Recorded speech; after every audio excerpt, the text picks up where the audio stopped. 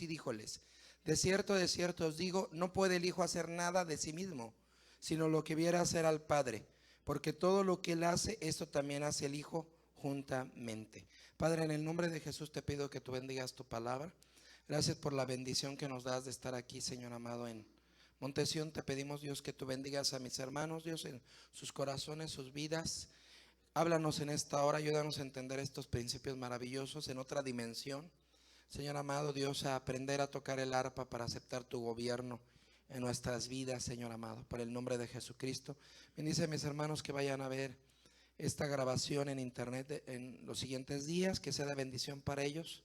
Y ayúdanos, Dios. Te amamos, te adoramos, te bendecimos y te damos gracias porque eres bueno. No sé cómo entrar ni cómo salir, no sé cómo, Señor, cómo hablar de ti, cómo hablar de lo que tú eres, cómo hablar de todo lo que tú, Señor, has hecho, de tu gloria, de la gloria del Hijo, de la gloria del Padre.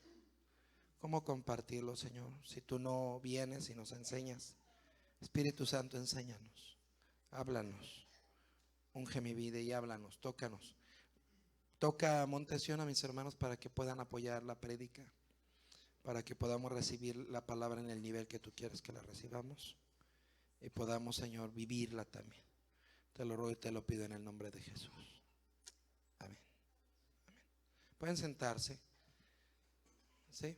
¿Me pones la del arpa nada más? Hermanos, bueno, llegamos a la meta. Vamos a ver la última cuerda, la número 10. Ya vimos las 9 anteriores. ¿Sí, amén? Sí, vimos profetizar, sanidad, liberación, luto y arrepentimiento, alabanza, parábolas, festividades, fiesta de los tabernáculos, tristeza y gozo por el juicio, victoria, holocausto el domingo pasado y victoria también. Y hoy toca el número 10, que es el gobierno del Padre y el Hijo. Esta es la 10ª cuerda del arpa, hermano. Hemos aprendido que tenemos un arpa en nuestros corazones, que tenemos que tocar en nuestras entrañas, que tenemos que levantar nuestro clamor en oración, que los 144,000 van a tener esta arpa. Y esta arpa, bueno, hay diferentes tipos de arpa y la estamos viendo el decacordio, que tiene 10 cuerdas, que tiene que ver con los 10 mandamientos y que tiene que ver con estas 10 cuerdas. Y estamos en la última, hermanos, gobierno del Padre y del Hijo. Entonces, para entender eso, voy a mencionar algo que ya estudiamos yo creo que lo hemos visto 2 o 3 veces en estos 7 años que llevamos aquí, y vamos a volverlo a ver.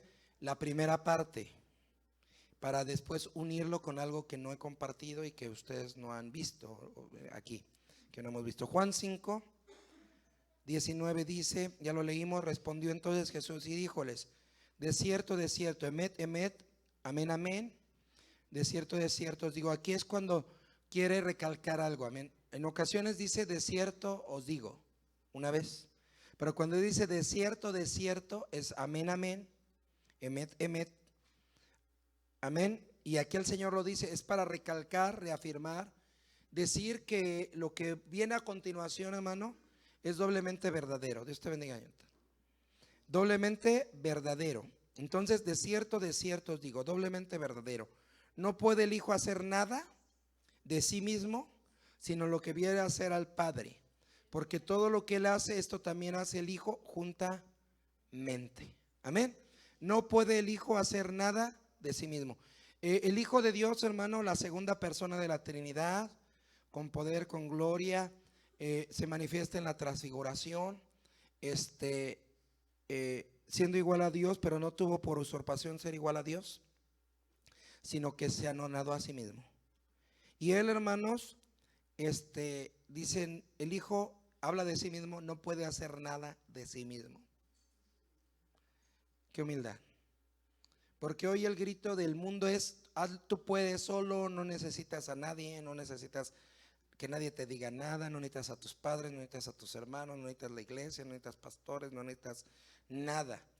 Pero el Señor Jesús, vemos esa dependencia, hermano, absoluta, esa entrega absoluta, exclusiva, dice la hermana Hicks, hacia el Padre, que dice, no puede el Hijo hacer nada, ¿de qué? De sí mismo. Usted y yo pensamos que podemos hacer cosas, pensamos que podemos ser independientes en algunas áreas, que no necesitamos preguntar, ni orar, ni decir. Pero el Señor Jesús, Él, como el Hijo, dice de sí mismo: yo no puedo hacer nada de mí mismo. No puedo. Y si podía, tenía el poder de hacerlo, pero Él subordinaba, sujetaba su voluntad a su Padre, de manera total. Y dice: yo no hago de nada de mí mismo, sino lo que veo hacer al Padre. Y aprendimos que si Él fue y liberó al endemoniado, cuando fue al único a Gadara y vio a ese endemoniado, al único que liberó en ese momento, fue porque antes de que Él fuera, Él iba en una barca, iba cruzando el mar de Galilea, y Él vio al Padre dirigirse hacia ese lugar. Dice: yo no puedo hacer nada de mí mismo, sino lo que viera hacer al Padre. Yo vi al Padre ir hacia el Gadareno. Yo vi al Padre, que el Padre quería que yo liberara al Gadareno, y lo liberé. Amén. O sea, Él no hacía nada que no viera hacer al Padre. Eso es muy importante, porque todo lo que Él hace, o sea, todo lo que Él hace, ¿quién? El Padre. Dice: esto también hace el Hijo juntamente. Entonces vemos una unidad, hermano. No podemos separar al Padre del Hijo, no podemos separar el gobierno del Padre del Hijo. No podemos, Él siempre, hermano, la lucha del diablo cuando lo tentó fue que quería separar al Hijo de Dios.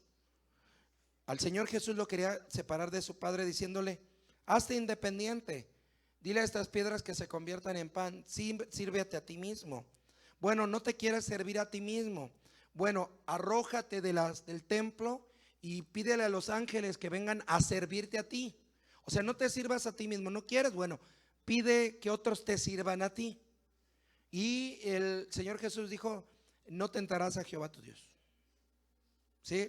Se defendió con la palabra. Y la tercera vez le dice: esto te daré si postrado me adorares. En otras palabras, ok, no te quieres servir a ti mismo, no quieres que otros te sirvan, entonces sírveme a mí. ¿Sí? Le dijo Satanás.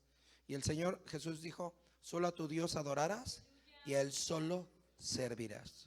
Las tres citas son de Deuteronomio. Entonces, hermano, la lucha del diablo, del enemigo, no fue querer hacer caer a Jesús en pecado, hermano. ¿Se me escuchó? Porque no podía hacerlo caer, santo. Lo que quería en primera instancia era separarlo de la unidad que tenía con su Padre, de la unidad total, exclusiva que tenía el Hijo con el Padre. Pero nunca pudo. Hasta en el Getsemaní, hermano, encontramos esa entrega exclusiva. Y esto tiene que ver con el gobierno, esto tiene que ver con el arca. La Biblia nos habla, hermano, que había dos arcas. Y Jesús viene a cumplir, representan el arca del Padre, el arca del Hijo. Lo puedes ya oscurecer, gracias, hija. Entonces encontramos, hermano, en la Biblia dos arcas. ¿Sí, hermano? Arca. Está el arca del Hijo y está el arca del Padre. Y vamos a ver el antecedente de esto. El arca del Hijo está en Éxodo 37:1. Vamos a Éxodo 37:1. Estamos viendo introducción, paciencia a los que ya lo hemos visto, hermanos. ¿Alguien se acuerda que ya vimos esto? Levante la mano. Los hermanos, mi esposa, Ana Irene. Ok, los demás no, entonces era en otra congregación. Éxodo 37:1, pero qué bueno que lo vamos a ver. Nos va a ayudar, hermano. Éxodo 37:1 nos habla del arca que representa al Hijo de Dios. Dice el versículo 1: hizo también Bezalel el arca de madera de Sitín, su longitud era de 2 codos y medio, de codo y medio su anchura y su altura de otro codo y medio, y cubrióla de oro puro por de dentro y por de fuera, e hízole una cornisa de oro en derredor. Amén. Hízole además de fundición 4 anillos de oro a sus 4 esquinas, en un lado 2 anillos, en el otro lado 2 anillos. Hizo también las varas de madera de Sitín y cubriólas de oro, etcétera. Entonces encontramos que el arca del Hijo, ¿quién la hizo? Bezalel. Dios le da la sabiduría a Bezalel. ¿Quién era Bezalel? ¿Se acuerdan quién era Bezalel? El nieto de Ur, pero no Ur de los caldeos, sino de Ur, el que le detuvo las manos a Moisés. Ok, estaba Moisés con la vara levantada, estaba la batalla entre Israel y Amalek, y dice que cuando bajaba los brazos Moisés, Amalek prevalecía, pero cuando levantaba la vara, Israel prevalecía. Entonces ellos lo sientan en una roca, y por un lado está Aarón, el sacerdote, pero por el otro lado está Ur. Y vemos que por ese hecho, porque Ur decidió levantar las manos del siervo de Dios y apoyarlo para que levantara el nombre, para que tuviera la victoria, Dios hizo un pacto con Ur, y su nieto Bezalel le dio la sabiduría para construir el tabernáculo. Cuando tú eres fiel, hermano, haces pactos con Dios, bendices a tus generaciones. Es impactante, hermano. ¿Se acuerda de Obed-edom? Entonces Dios no se olvida, hermano, y el nieto de Ur lo escoge y dice: Ur, tú escogiste apoyar al líder levantando mi nombre, yo escojo a tu nieto para que él escoja, para que él construya, bendito sea su nombre, el tabernáculo. Y una de las cosas que hizo, uno de los muebles que hizo, fue el arca. Él la hace de madera de sitim, y la forra ¿de qué? La cubre de oro, amén, con anillos y varas, etcétera, y pone el propiciatorio encima. Sí, hermanos, esta arca tenía el propiciatorio, verso 6. Hizo asimismo la cubierta de oro puro, su longitud de 2 codos y medio y su anchura de codo y medio. Hizo también los 2 querubines de oro, hizo los labrados a martillo a los 2 cabos de la cubierta, amén. Entonces Bezalel hace ¿qué? El arca, y hace el propiciatorio. Esta arca tiene un propiciatorio, hermano. ¿Estamos de acuerdo? Ahora, dentro de esa arca, ¿qué estaba? Dice Hebreos, si me ayuda la cita, hermano, había tres cosas que estaban dentro de esta arca. Lo vamos a poner así. Está el arca del Hijo, tiene los querubines, tiene el asiento de la ¿qué? De la misericordia, y adentro había 3 cosas. Estaba la vara, estaba una urna con el maná, y estaban las tablas rotas. ¿Está bien? Eran 3 cosas, lo voy a poner aquí abajo. Hebreos 9:4. Vamos a Hebreos 9:4, hermanos.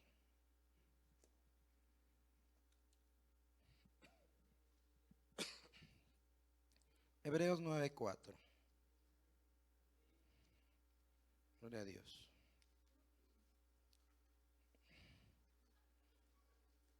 Estamos viéndolos en introducción. 9:4. El cual tenía un incensario de oro, y el arca del pacto cubierta de todas partes alrededor de oro, en la que estaba una urna de oro que contenía el maná, la vara de Aarón que reverdeció, y las tablas del pacto. Entonces tenía, número 1, el maná, que nos habla de la palabra.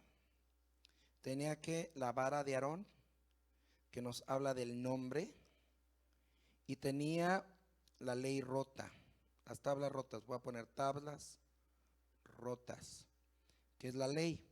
Estas 3 cosas son contra las que el hombre peca. ¿Sí, hermanos? El hombre ha pecado ¿contra qué? Contra la palabra, contra el nombre y contra la ley de Dios. Pero el Señor hizo provisión diciendo que pusieran sangre aquí en la cubierta para que el hombre pudiera tener propiciación. Esto lo estábamos viendo el martes, que dice el publicano: sé propicio a mi pecador. Que decía: veme como ves la sangre del propiciatorio. Veme como ves la sangre que cubre las tablas, que cubre las tablas rotas, la vara de Aarón, que cubre el maná. Veme como esa sangre de propiciación que tú ves. Tú a través de esa sangre ya no ves las tablas rotas, ya no ves la ofensa contra el nombre, ya no ves la ofensa contra el maná, sino lo que ves es la sangre, bendito, la sangre puesta. Y hay que recordar que era la sangre del animal, pero sobre la sangre del animal posaba la sangre del cordero inmolado antes de la fundación del mundo, como tipo y figura. ¿Estamos de acuerdo? Bueno, esta arca era la que cargaban los sacerdotes en sus hombros. Esta arca era la que estaba en el lugar santísimo. ¿Estamos de acuerdo hasta ahí? Esta es la arca que normalmente se reconoce como el arca del pacto. ¿Sí, hermanos? Esa arca estaba en el tabernáculo. ¿Está bien? Ahora, pero no fue la única arca, sino estaba el arca del Padre. Una segunda arca. Vamos a Deuteronomio 10, verso 1.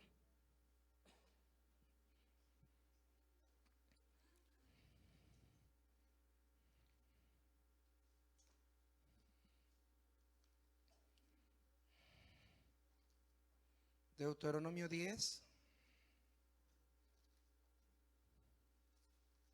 verso 1. ¿Sí? En aquel tiempo Jehová me dijo, está escribiendo está Moisés. Dice, en aquel tiempo Jehová me dijo, lábrate 2 tablas de piedra como las primeras, y sube a mí al monte y hazte un arca de madera.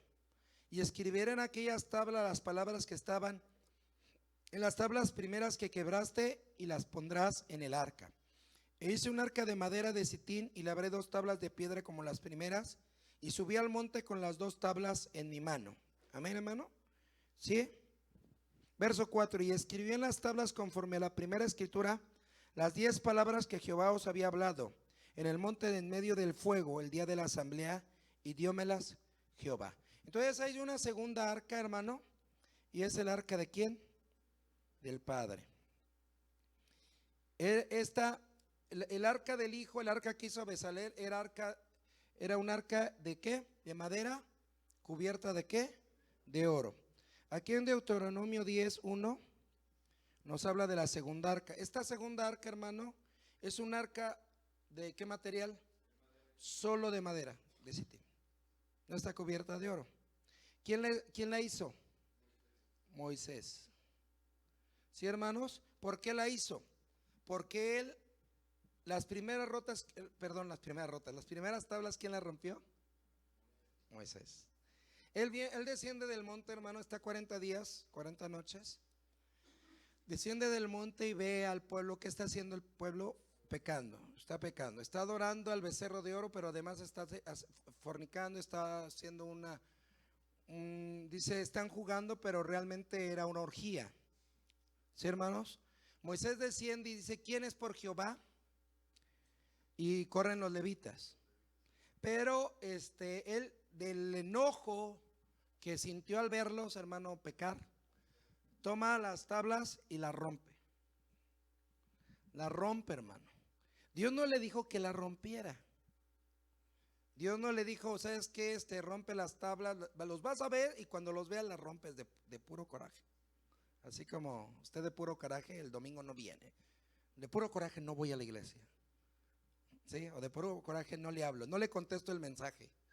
Pero no, el Señor no le dijo, ¿sabes qué? De puro coraje rompe las tablas. No, sino simplemente le dijo que descendiera. Y él desciende, ve eso y rompe las tablas. Ok, juzgan, funden el becerro, hace que beban lo del becerro, y Dios juzga todo eso. O sea, es toda una historia tremenda. Pero después Dios viene a Moisés y le dice, ¿sabes qué, Moisés? Ahora tú tienes. ¿Quién hizo las primeras tablas? Dios con su dedo. Él las labra, Dios, y se las da. Ahora, ¿con qué escribe Dios las primeras tablas? Con su dedo. Pero esa palabra dedo en el original significa sangre. Las primeras tablas fueron escritas con sangre. Y con el dedo de Dios, pero por así decirlo, con la sangre de Jesús, Cordero inmolado desde antes de la fundación del mundo. ¿Sí, hermano? Y las segundas tablas que Moisés ya pone aquí, y dice que volvió a escribir las 10 ¿qué? Las 10 palabras. Esas ya las escribe ¿con qué? Con fuego. Amén. Si lo estudiamos, si hay citas, está por ejemplo cuando dice que está en un salmo, dice, y vino la ley de fuego, y se refiere a esta segunda vez. La primera fue escrita por el dedo de Dios, y lo vimos cuando se ve el sello del dedo de Dios. Hay un estudio de la hermana que nos habla de 6 aspectos sobre el dedo de Dios. Cuando habla del dedo de Dios, aprendimos en esa ocasión que el enemigo, hermanos, aleluya, Dios para vencer al enemigo no necesita ni una mano, es suficiente con un dedo. Amén. Dice, y reprende a los espíritus. Y dice, pero eso dice, ¿cómo pueden reprender Belcebú a sí mismo? Entonces dice, pero si ha venido el reino de Dios a vosotros, dedo de Dios es el dedo de Dios, hermano. Solamente se mueve el dedo de Dios y eso es suficiente, hermano, para que los diablos huyan. Bendito sea su nombre. Luego hay dramas que hacen que Jesús se pelee y hasta maromas se dan y lo voltee como karateca y todo eso. Y yo me río de eso porque digo, no, nada que ver. El Señor simplemente mueve un dedo y el enemigo cae de rodillas. ¿Sí, hermano? Cuando vengan, hermano, en la segunda venida, el Señor Jesús no va a pelear, ni siquiera la esposa. Nosotros no vamos a pelear. ¿Quién va a pelear? El Señor dice que ¿con qué los va a derrotar? Con la espada de su boca. Y ya van a caer muertos. Sí, hermano, no va a haber esa lucha de que el diablo, ahí viene el diablo, ahora. ¿Sí? No es así. Porque él es todopoderoso. Entonces él escribe las primeras tablas con su dedo, que tiene que ver con sangre, y las segundas tablas con fuego. Y esas segundas tablas las pone, hermano, en el arca de Moisés. No están rotas, que representan lo que debiera de ser. Aún en esta arca no hay querubines, hermano. No hay propiciatorio. ¿Sí me escuchó? Ahora, ¿quién llevaba esta arca? El arca del Hijo, ¿quién la llevaba? La llevaban los sacerdotes sobre sus hombros, la cargaban, amén. ¿Sí, hermanos? Eso lo entendemos claramente. Ahorita vamos a ver algo. Pero esta segunda arca, el arca de Moisés, ¿quién la llevaba? La gloria de Dios. Vamos a Números capítulo 10, 33 al 35. Bendiga el nombre de Dios. Números 10. De ahí salió un canto. Números 10, 33 al 35. Gloria a Dios. Así partieron del monte de Jehová camino de 3 días, y el arca de la alianza de Jehová fue delante de ellos camino de 3 días, buscándoles lugar de descanso. Y la nube de Jehová iba sobre ellos de día desde que partieron del campo. Y fue conmoviendo el arca. Moisés decía: levántate, Jehová, y sean disipados tus enemigos, y huyan de tu presencia los que te aborrecen. Y cuando ella sentaba decía: vuelve, Jehová, a los millares ¿de qué? De Israel. Hermano, el arca del Hijo, ¿quién la cargaba? Los sacerdotes. Pero el arca del Padre, ¿quién la cargaba? La nube, hermano. La nube de gloria. Y eso es algo sobrenatural, ¿sí? Aquí, hermano, entendemos, o sea, atrás el arca del Hijo la tenían que traer los sacerdotes. Pero ¿cómo sabían los sacerdotes a dónde tenían que llevar el arca? Ellos desbarataban cuando dice que la nube se levantaba, y cuando la nube se levantaba, junto con la nube estaba el arca del Padre. Bendito sea el nombre del Señor. Se levantaba, la nube levantaba el arca del Padre y empezaba a caminar. Entonces lo que hacían todos, los sacerdotes corrían, los levitas corrían a desbaratar, a deshacer el tabernáculo. Cubrían los muebles, cubrían el arca, y el arca, hermano, era el primer mueble que iba caminando delante. Esa la tenían que llevar sacerdotes y tenía que ir inmediatamente detrás. Iba la nube adelante y el arca del Hijo, el arca con los querubines, el arca cargada por sacerdotes, tenía que seguir el arca del Padre.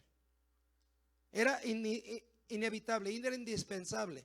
Cuando el pueblo, hermano, el arca se levantaba, cuando la nube se levantaba, los sacerdotes tomaban el arca del tabernáculo.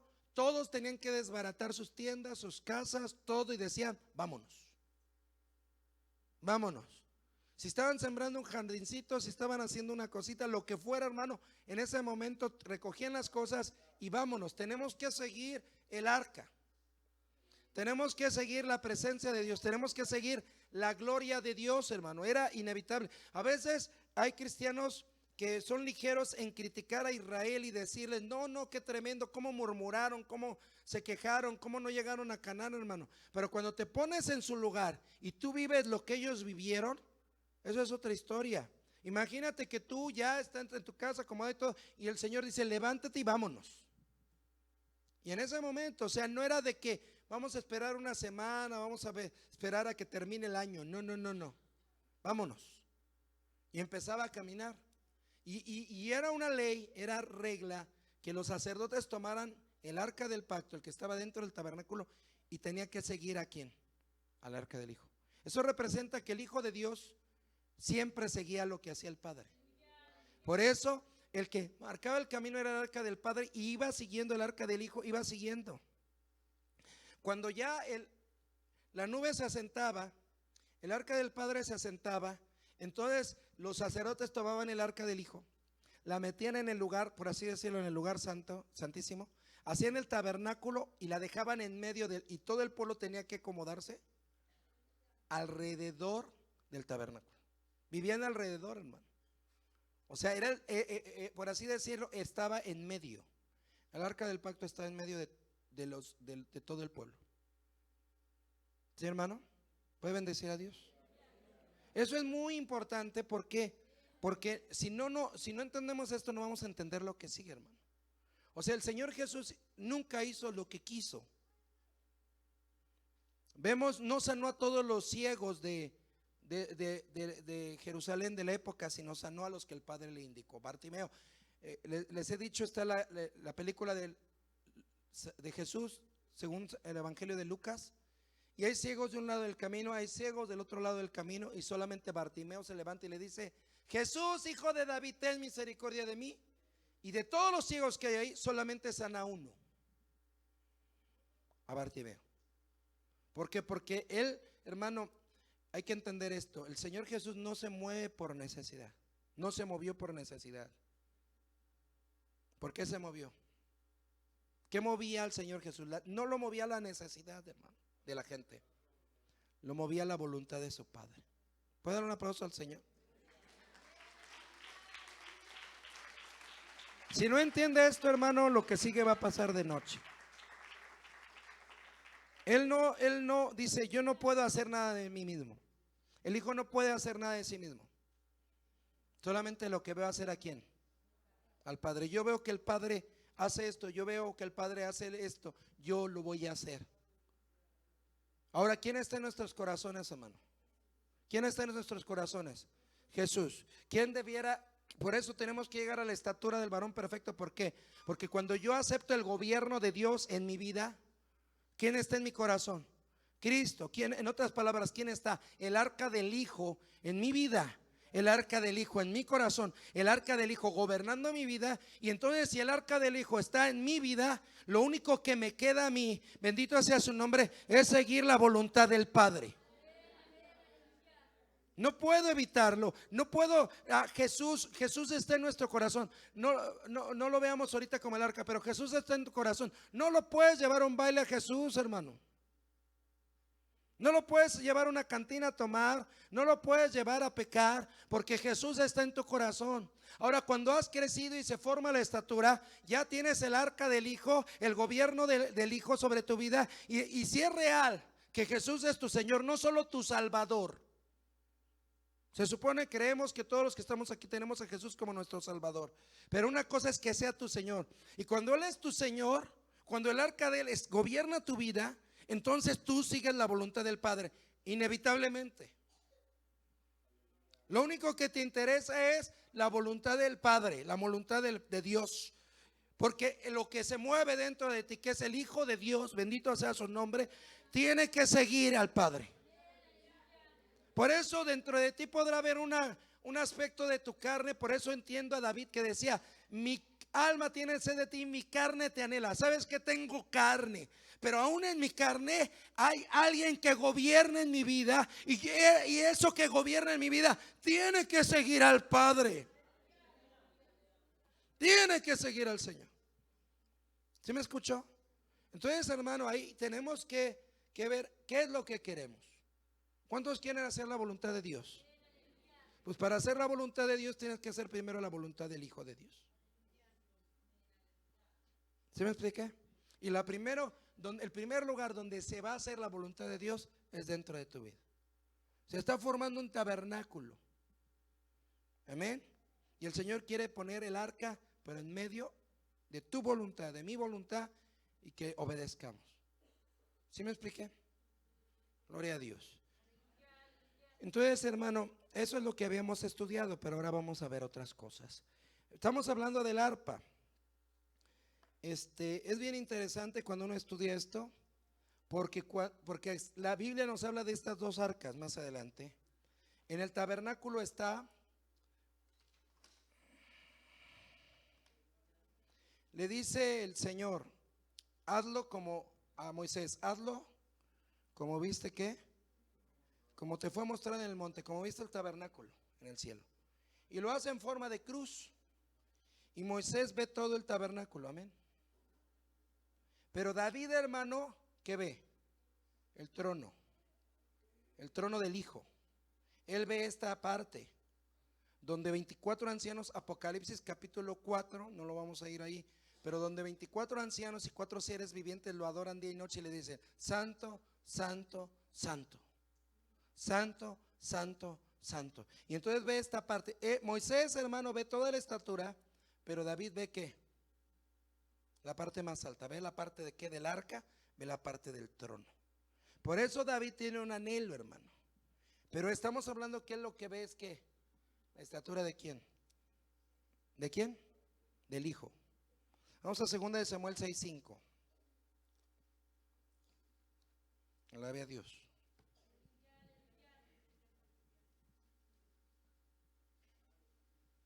Segunda de Samuel 6:5 ya lo hemos visto, pero ahorita quiero retomar unos detalles.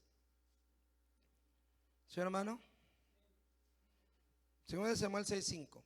Y David y toda la casa de Israel danzaba delante de Jehová con toda suerte de instrumentos de madera de haya, con arpas, salterios, adufes, flautas y ¿qué? Y címbalos. David llevaba el arca, hermano. ¿Sí, hermano? Y dice que llevaba ¿qué? Ya vamos a ver, es la historia de David. David lleva el arca.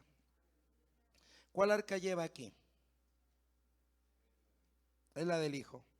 ¿Por qué? Porque después vemos que la llevan los sacerdotes sobre los hombros. Esta es el arca que hizo Bezalel, la que tenían que llevar, la que está de oro y con querubines. ¿Sí, hermano?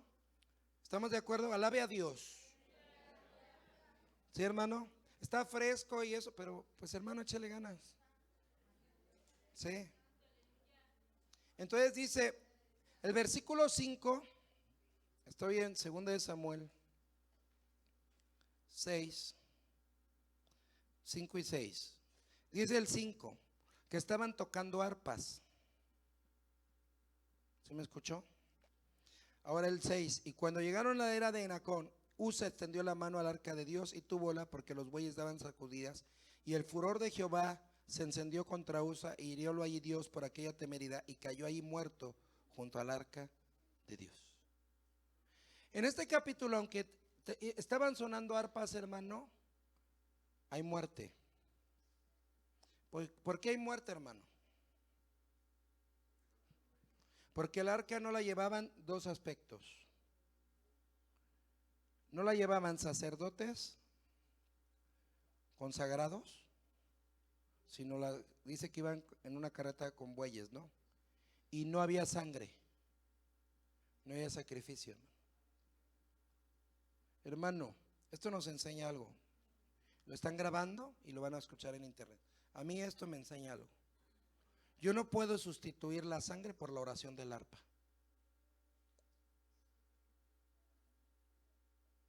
Ellos tenían arpa, pero aún así hubo muerte porque ellos no habían puesto sangre. ¿Sí me escuchó? No se puede sustituir el principio, hermano. Sí, hermano, ¿por qué lo hicieron así? Porque faltó obediencia.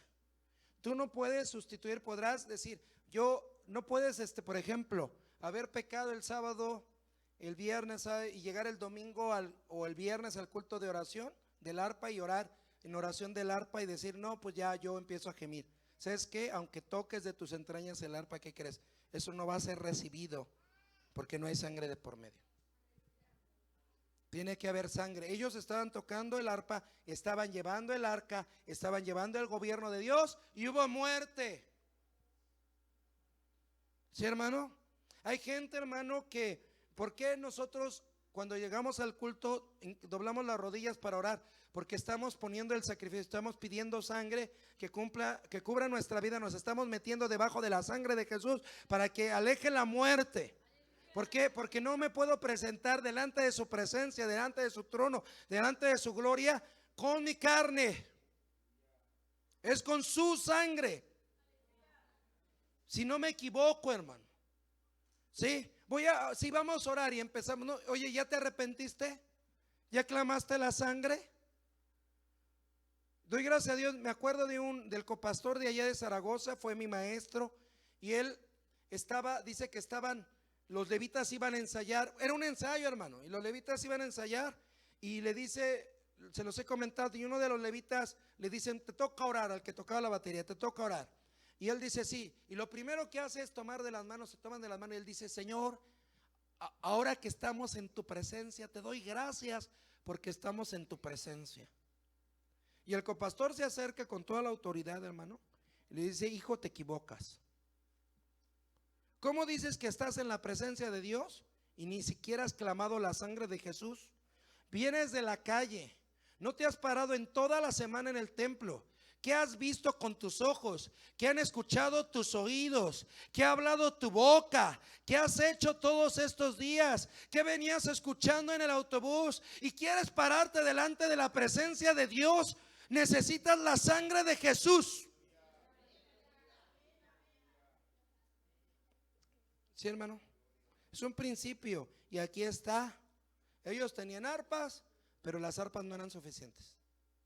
No le impresionaron al Señor. 30,000 gente y un grupo así enorme de danzantes, de arpas, de salterios, de flautas y címbalos, hermano. Y el Señor dice, no, si van a hacer las cosas, las tienes que hacer a mi manera. Y ya hemos aprendido, les pone un alto, cae muerto Usa. David se pone a estudiar, y entonces cuando se pone a estudiar cambia la manera. Vamos a 1 Crónicas 13. Primer libro de Crónicas. Es lo mismo, solamente para que lo veamos y de ahí retomar. 1 Crónicas 13:8 dice, y David y todo Israel hacían alegrías delante de Dios con todas sus fuerzas. Amén, hermano. 1 Crónicas 13:8. Y David y todo Israel hacían alegrías delante de Dios con todas sus fuerzas, con canciones, arpas, salterios, tamboriles, címbalos y trompetas. Aquí le añaden trompetas y le añaden que con todas sus fuerzas, hermano. Y dice, como llegaron a la era de Chidón, Usa extendió su mano al arca, etcétera. Verso 10, y el furor de Jehová se encendió contra Usa e hiriólo. Ahí cae muerto, ¿sí? Pero ahí le agregan que con todas sus, ¿qué? Sus fuerzas. Es que yo le alabo con todas mis fuerzas, pastor. Es que yo le danzo con todas mis fuerzas. Sí, es que yo le sirvo con todas mis fuerzas. Sí, pero si no hay sangre, no es aceptado. Si no hay arrepentimiento, no es aceptado. Si no clamas la sangre, no es aceptado, porque no es tu fuerza, no es tu capacidad, no es tu talento, no es por obras, es por la poderosa y preciosa sangre de Jesús. Y entonces, hermano, viene esto y dice, si lo estudiáramos, no es el tema porque necesito ir a otra parte, pero David se enoja, sí, hermano, pero hay dos tipos de enojos. Hay unos que se enojan y dicen, ahí nos vemos y nunca vuelvo a pararme, no vuelvo a buscar a Dios, y te enojas. Y habemos otros que nos enojamos y decimos, se murió, estuvo mal, pues ahora voy a investigar cómo hacerlo bien. Porque esto lo tengo, bendito sea su nombre, porque tengo que, yo quiero el arca en mi casa. Yo quiero la presencia de Dios en mi casa. Yo quiero la gloria de Dios. Algo estuvo mal, tengo que ver que estuvo mal. Y él se pone, hermano, a estudiar la palabra y se da cuenta que es en hombros de hombres consagrados, y que tiene que haber sacrificio de sangre. Ya lo aprendimos. Pone sangre delante del arca, pone sangre atrás, da 6 pasos, pone sangre atrás, luego pone sangre adelante, da otros 6 pasos, pone sangre adelante, pone sangre atrás, y así, hermano, por 14 kilómetros, desde la casa de Obed-edom hasta Jerusalén, donde estaba la casa de él, 14 kilómetros de sacrificios de sangre. Sí, hermano, y ahí le agregó otra cosa. Primera de Crónicas 15, ahí está la historia. 15, 28 al 29, nada más estamos viendo esto, amén.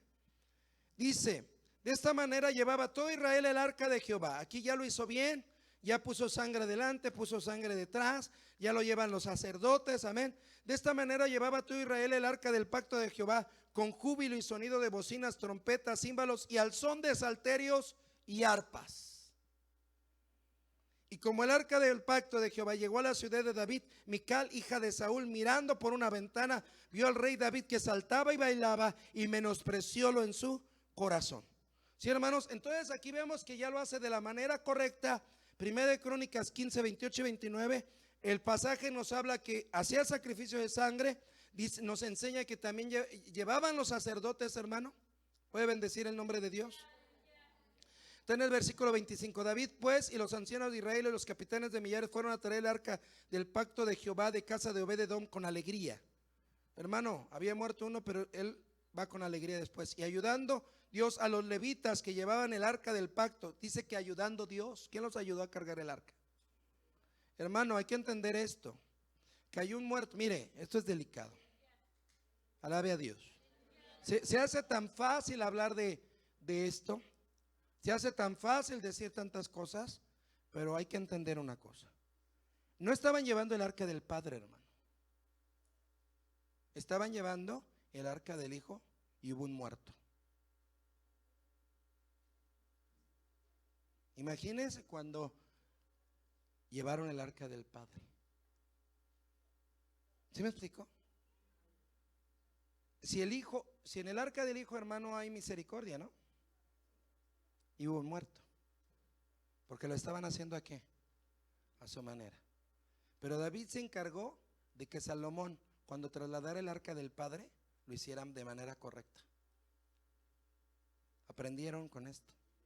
David le enseña a su hijo de la experiencia y le dice, mira, yo me equivoqué, y porque me equivoqué hubo muerte, pero ¿qué crees? Aprende para que cuando tú lo hagas.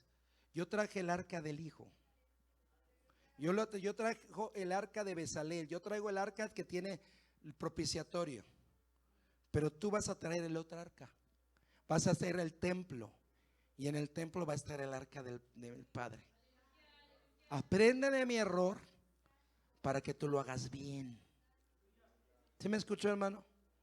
Sí, hermano, dice, el que cree estar firme, mire y no caiga.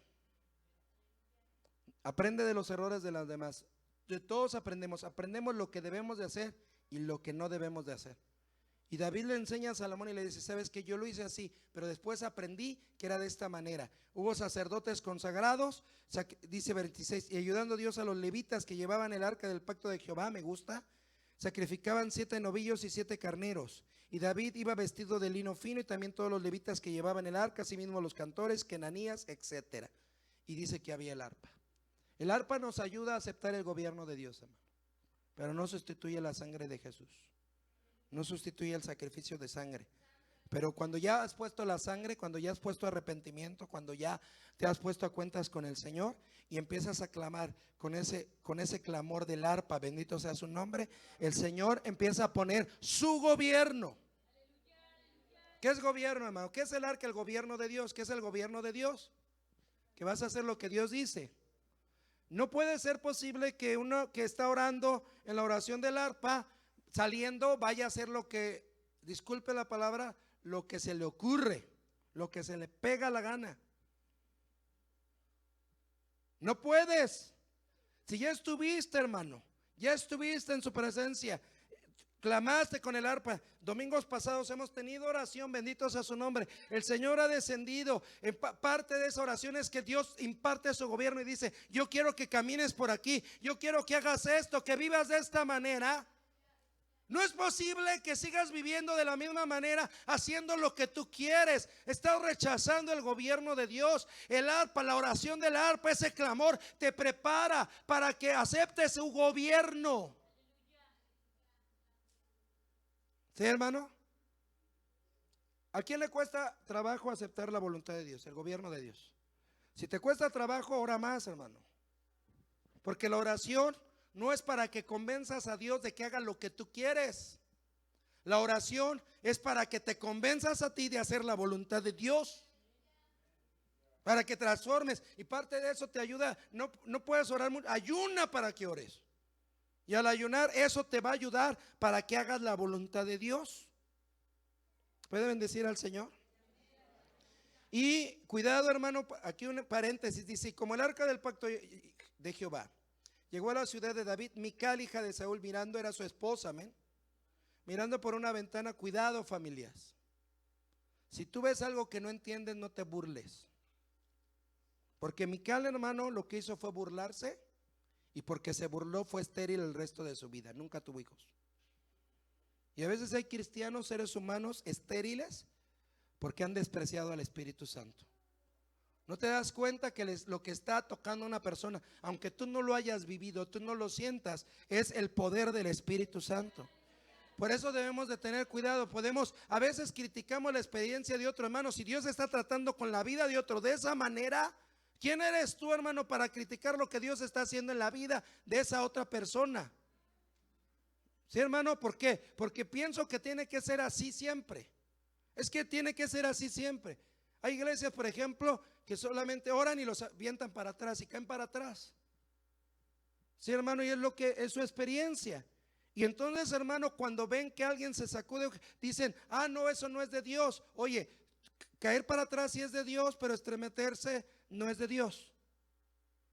Respeto tu experiencia, pero tú también respetas lo que Dios hace en mi vida. Porque tú no sabes.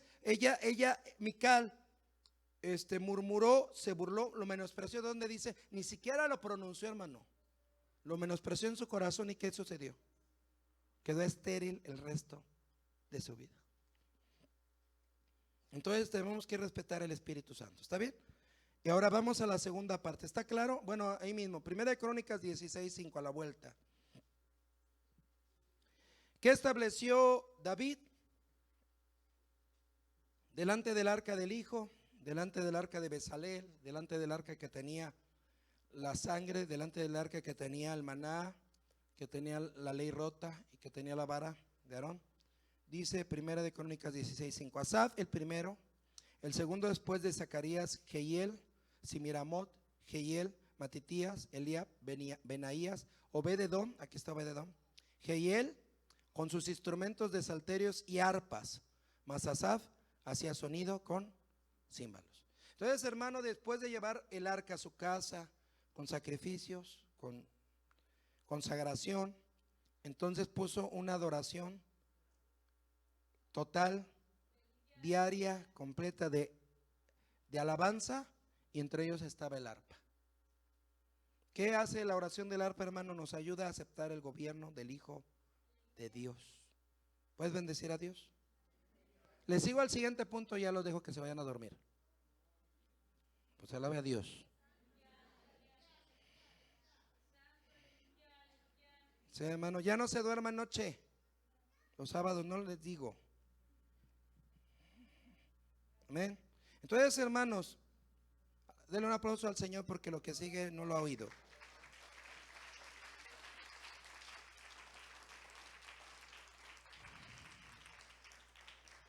Gloria a Dios.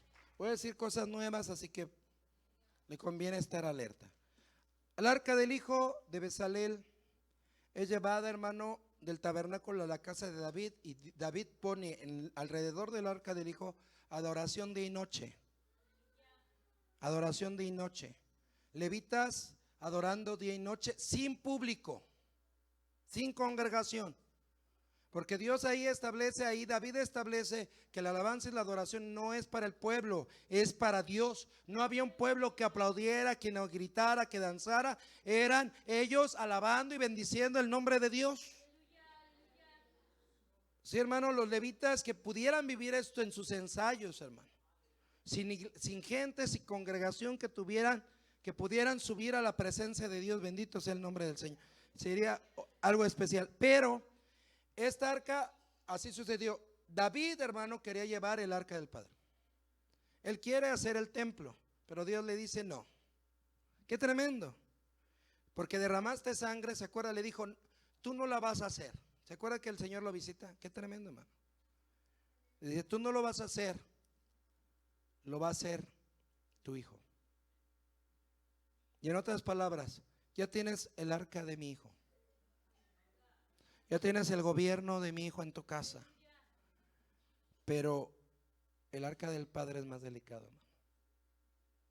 Es más consagración, es más, hermano, puede bendecir a Dios. El arca del Padre no tenía propiciatorio, hermano.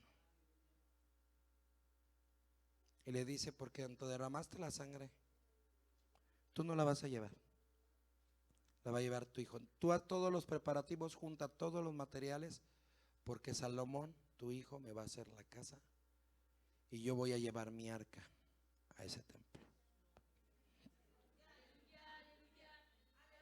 ¿Sí me escuchó? Y entonces en medio de arpas de alabanza trae de sangre, pero también de alabanza trae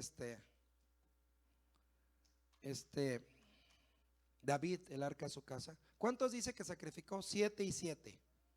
Amén. ¿Cuántos sacrificó? 7 y 7. ¿Está bien? ¿Sí lo leyó? Ahora vamos a 2 de Crónicas capítulo 5. Ese está impresionante. Aquí va a llevar el arca del Padre. Ha construido el templo, está consagrando el templo. 2 de Crónicas 5. Bendiga el nombre de Dios. Amén. Aleluya, santo su bendito nombre. Dice que ya había acomodado todas las cosas, hermano, ahí. Gloria a Dios. Dice, y acabada, vamos a leer desde el 1. Y acabada que fue toda la obra que hizo Salomón para la casa de Jehová, metió Salomón en ella las cosas de David su padre, que David su padre había dedicado, y puso la plata, el oro y todos los vasos en los tesoros de la casa de Dios. Verso 2. Entonces Salomón juntó en Jerusalén los ancianos de Israel y todos los príncipes de las tribus, los cabezas de las familias de los hijos de Israel, para que trajesen el arca del pacto que Jehová de Jehová de la ciudad de David, que es Sión. Y juntáronse al rey todos los varones de Israel a la solemnidad del mes séptimo. Y vinieron todos los ancianos de Israel y tomaron los levitas el arca, y llevaron el arca y el tabernáculo del testimonio y todos los vasos del santuario que estaban en el tabernáculo. Los sacerdotes, los levitas, los llevaron. Y el rey Salomón y toda la congregación de Israel que se había reunido delante del arca sacrificaron ovejas que por la multitud no se podía contar ni numerar. O sea, no sacrificó 7 y 7. En otra porción dice que sacrificó 1000.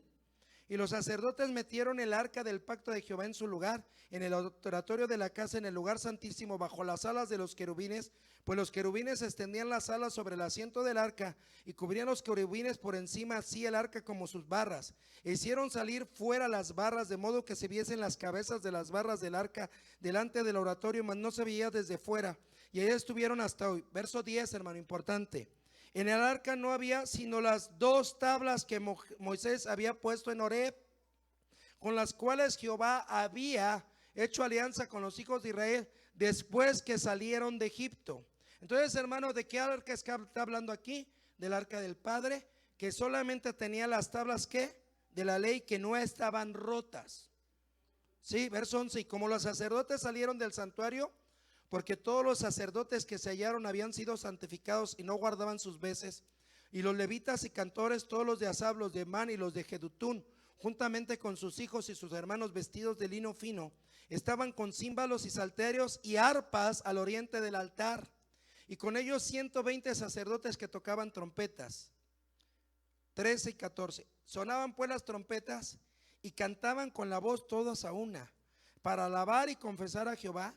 Y cuando alzaban la voz con trompeta, címbalos, instrumentos de música, cuando alababan a Jehová diciendo, porque es bueno, porque su misericordia es para siempre, la casa se llenó entonces de una nube, la casa de Jehová, y no podían los sacerdotes estar para ministrar por causa de la nube, porque la gloria de Jehová había henchido la casa de Dios.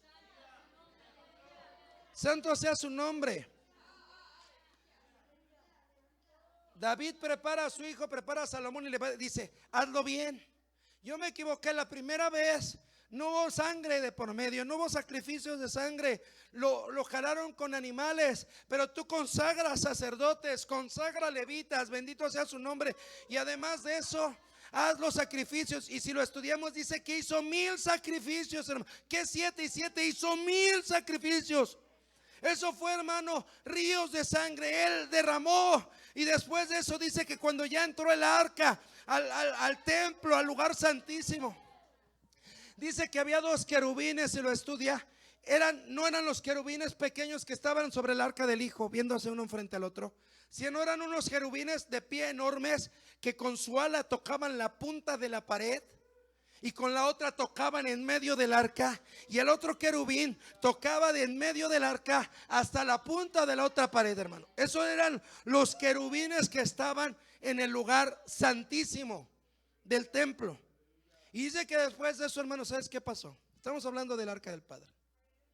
El arca del Hijo, hermano, el Señor permite ese juicio. ¿Por qué, hermano? Porque cuando uno estudia eso, entiende por qué permitió que muriera Usa. Porque si ellos lo hubieran seguido haciendo a su manera, cuando ellos quisieran trasladar el arca del Padre, hubiera habido una mortandad terrible. Pero el Señor los detiene a tiempo y dice, voy a detenerlos porque los amo y porque quiero no solamente que que te lleves a tu casa el arca del Hijo.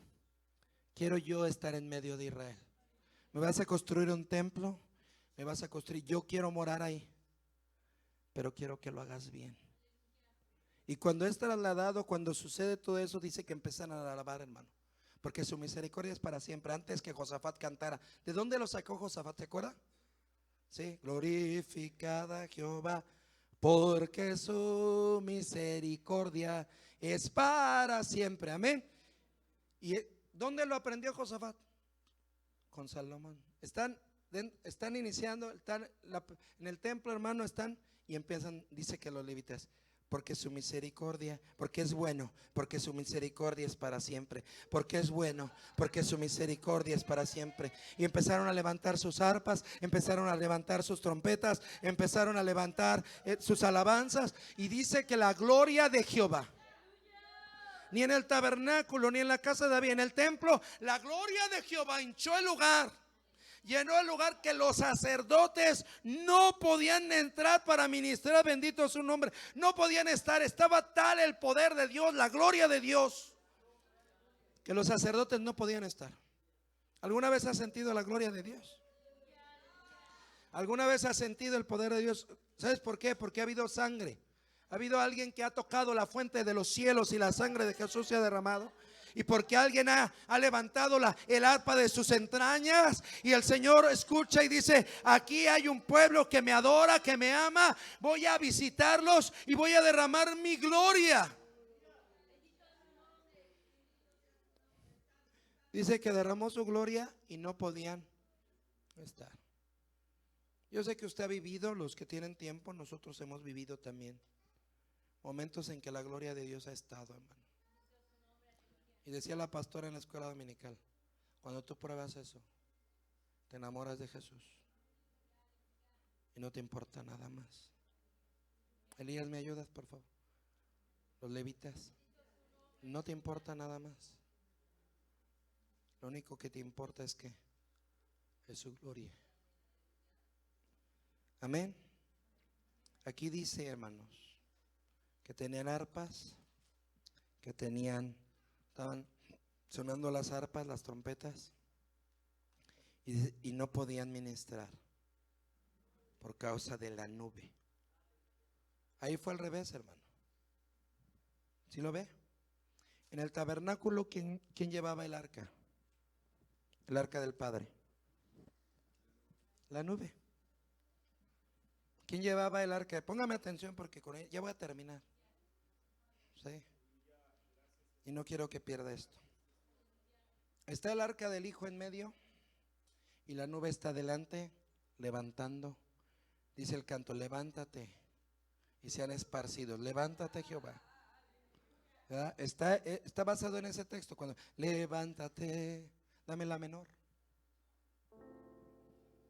Levántate, levántate, Señor.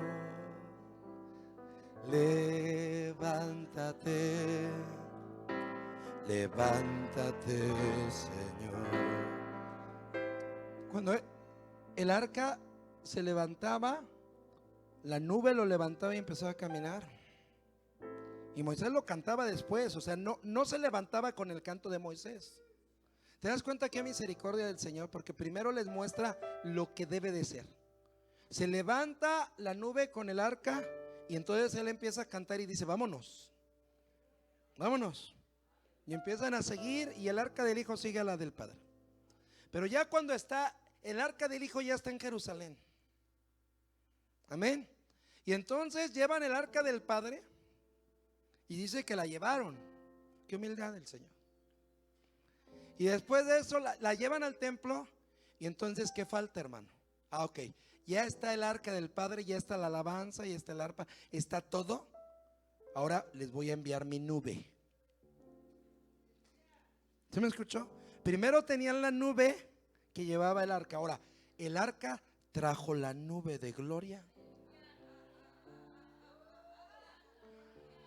Amén. Ahora esto es bien poderoso, hermano. ¿Por qué? Porque ¿dónde se manifestaba en sí esa nube de gloria? Esa nube estaba ¿dónde? En el lugar santísimo, así. Porque los sacerdotes no podían entrar, hermano. Solamente un sacerdote, una vez al año, el sumo sacerdote podía entrar al lugar santísimo. Metía la mano primero con un incensario, llenaba ese lugar, haga de cuenta que está el altar, llenaba este lugar con humo, con incienso, y se metía, hermano, y entonces rociaba con sangre, y era el único que podía entrar hasta la misma presencia. Pero acá los sacerdotes primero ponen todo el mobiliario, todo el arca se mete, y los sacerdotes todavía están adentro ministrando, y entonces se suelta la nube. Dice: lo que vivían en el lugar santísimo, les voy a dar una probada para que lo vivan todos. Santos. Y entonces todo el templo se llena de la gloria de Dios, hermano. Y los que estaban afuera y los que estaban adentro, todos no podían ministrar, no podían estar, porque la nube de gloria había llenado el lugar. Ahora, por la sangre de Jesús, ¿qué crees, hermano? Cuando el arca del Hijo se sujeta a la voluntad del Padre, el Padre reconoce el arca del Hijo y dice: ahí hay un hijo. Aleluya, ahí hay un cristiano que está haciendo la voluntad de mi Hijo, está glorificando a mi Hijo, está derramando. Sabes que lo voy a visitar, y parte de voy a derramar mi gloria. Antes era para el sumo sacerdote, ese día lo derramé en el templo con todos los que estaban. Ahora lo voy a derramar donde haya alguien. Santo sea su nombre. Que ame mi presencia y que quiera estar en medio de mi gloria. Sí, hermano, y Él se derrama en los templos. Y como se derrama en Monte Sión, se derrama en otro lado. Pero Él viene, hermano, y tú no te das cuenta que estás en medio. Y a veces uno los disfrutan, dicen: oh, qué poderoso estuvo el culto. Aunque no lo dicen, pero aunque soy un desobediente de primera, qué poderoso estuvo el culto. Amén. Y los ángeles, me imagino, diciendo: no, la visita no fue por ti. Fue por esa hermanita que ora, fue por esa hermanita que obedece, fue por esa hermanita que clama, que gime. Esa hermanita trajo la presencia de Dios y te bendijo a ti. Esa hermanita que desprecias, esa hermanita que te burlas de su oración, esa fue la que jaló la presencia de Dios y te bendijo a ti, porque me obedece, porque me busca. ¿Cuántos amamos al Señor? ¿Cuántos queremos su presencia? Hermano, hay un arpa que al tocar el arpa descendía esa gloria. En medio de ellos estaban tocando el arpa, hayan puesto sangre, y la gloria descendió y llenó todo el lugar. Sí, hermano, son 7:20, 25. Póngase de pie. ¿Cuándo fue la última vez que la nube de Dios te tocó, que te envolvió? Ponte de pie. Vamos a solamente a cantarlo y lo que Dios quiera hacer. Amén. Él es el Señor. Dice el Señor Jesús: yo no puedo hacer nada de mí mismo. Amén.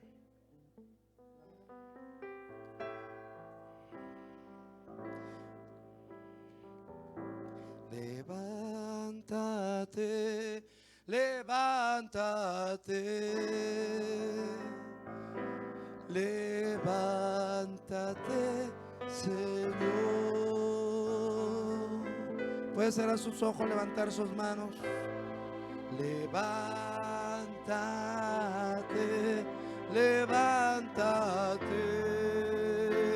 levántate, Señor.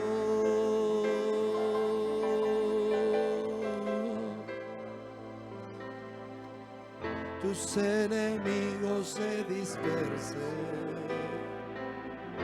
los justos se alegrarán, cantarán con regocijo, has triunfado con poder. Levanta tus manos, levanta tu corazón, dile: Señor, lo que yo anhelo eres tú, Señor. Pon tu sangre, hermano, clama la sangre de Jesús. Dile: Señor, pon tu sangre preciosa, pon tu sangre que limpie mi vida, pon tu sangre que limpie mis sentidos, pon tu sangre que limpie mi corazón, pon tu sangre que limpie mi voluntad. Salomón no tuvo medida, él hizo 1000 sacrificios y 700, aleluya, 1000 becerros y 700 ovejas, ríos de sangre. Los martes aprendimos que el altar de sacrificios cabe una familia dentro de ese altar. Dentro de ese altar cabe una familia. Puedes clamar la sangre, puedes sumergirte dentro de esa sangre. Clama esa sangre y dile: Señor, yo quiero tu gloria, quiero tu presencia, quiero tu gobierno. Ya no quiero hacer lo que yo quiero. Quiero buscarte, quiero amarte, quiero adorarte. Hay enemigos que están contra ti, tu carne, el diablo, el mundo. Pero sabes, cuando se levantaba el arca, los escorpiones, las serpientes, los pueblos, las naciones se hacían un lado, porque el arca del Padre iba a pasar. El arca de Jehová abría camino. Dile al Señor: abre camino. Abre camino para mi vida. Levántate, levántate, levántate, Jehová. Levántate, levántate, levántate, Jehová. Tus enemigos se dispersen, los justos se alegrarán, cantarán con regocijo, has triunfado con poder. Levanta tus manos. Hermano Abisaí, me ayuda con la batería. Levanta sus manos. Padre, bendice a mis hermanos del internet, dale la victoria, que puedan levantar el nombre, que puedan, Señor amado, Señor, clamar la sangre, que puedan tocar el arpa y aceptar tu gobierno, el gobierno del Hijo y el gobierno del Padre en sus vidas. Te damos gracias, Señor. Bendícelos y ayúdalos a tener la victoria en el nombre de Jesús. Te pido, ahora levante sus manos.